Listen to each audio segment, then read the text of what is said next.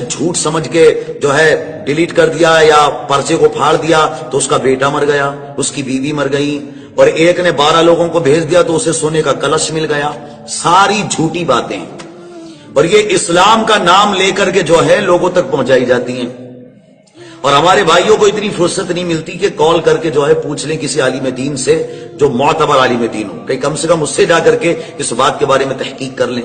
اور میں اب یہ باتیں آپ تک پہنچا رہا ہوں تو آپ کی یہ ذمہ داری ہے، جس طریقے سے یہ خرافاتی باتیں آپ تک پہنچی ہیں اسی طریقے سے یہ میسج لوگوں تک پہنچنا چاہیے.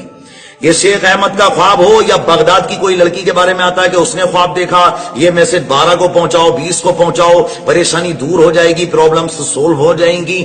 بالکل جھوٹی باتیں ہیں، اسلام سے ان باتوں کا کوئی تعلق نہیں.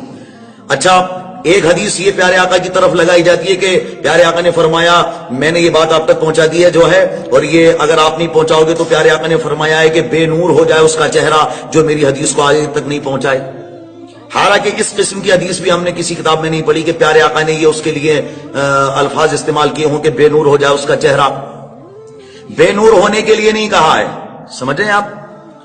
اتنا ضرور کہا ہے پیارے آقا صلی اللہ علیہ وسلم نے کہ اللہ رب العالمین پیارے آقا نے فرمایا کہ اس کو سبز و شاداب رکھے، اس کو خوش رکھے جو میری حدیث کو سنے اور دوسروں تک پہنچائے. یہ حدیث تو ملتی ہے لیکن یہ نہیں ملتی کہ بے نور ہو جائے اس کا چہرہ.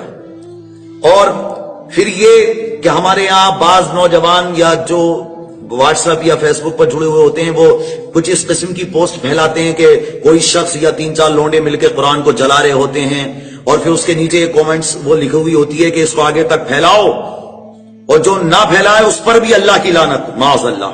یعنی کہ اس غلط بات کو زیادہ سے زیادہ لوگوں تک پہنچاؤ کہ ہمارے قرآن کی توہین ہو رہی ہے، ہمارا قرآن جلایا جا رہا ہے، اور ہم اس کو آگے سے آگے تک پہنچائیں، اور نہ پہنچائیں تو ہم پر لعنت ہو معاذ اللہ رب العالمین. یعنی کون سی سوچ لے کر کے ہم چل رہے ہیں آج کے دور میں؟